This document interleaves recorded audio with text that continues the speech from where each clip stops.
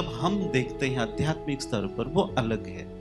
आप आम जनता देखती हैं तो एक व्यायाम के रूप में आप देखते हैं, आसन के रूप में देखते हैं, शारीरिक स्तर पर सही है, योग्य है, और उसके परे भी है मानसिक स्तर पर, जिसमें हम बंधास भी करते हैं। आपको पता है योग के साथ बंधास भी, जिससे मन के भीतर जो भी जहां पर भी जटिलता है, ब्लॉक है, कई बार आप सोचते रहते हैं वो निकलता नहीं है।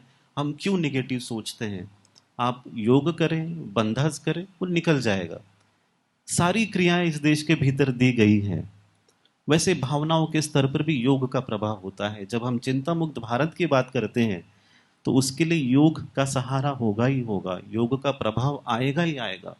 पर मानसिक स्तर पर, ध्यान के स्तर पर, वैसे आज भी आपने सुना होगा योग का मतलब क्या है? जोड़ना, संबंध स्थापित करना, एक दूसरे को नजदीक लेके आना, जहां पर भेद है उस भेद को मिटाना, दो को एक करना।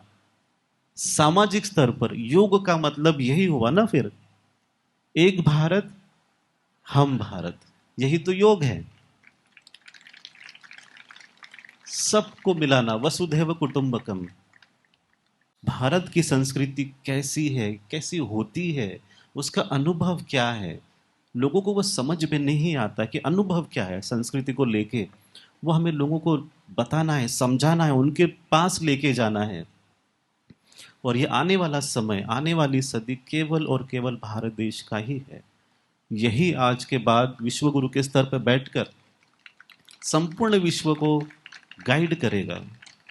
मालिक बनकर नहीं, मित्र बनकर, दोस्त बनकर, एक गुरु बनकर।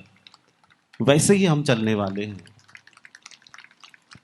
संस्कृति का काम सरकार का नहीं होता, ये जन जन का काम है, आम जनता का काम है। हर एक व्यक्ति जो आप बैठे हैं या बाहर भी आपके जो मित्र परिवार है, दोस्त सखा है, वो सभी का मिलकर काम करना है। समृद्धि तो होगी ही होगी, पर समष्टि की समृद्धि, इसे आप याद रखिए कि सभी को मिलकर वो काम करना है। आज के बाद हमारा काम और 10 गुना, 50 गुना या 100 गुना बढ़ जाएगा। तैयार हैं हम सभी?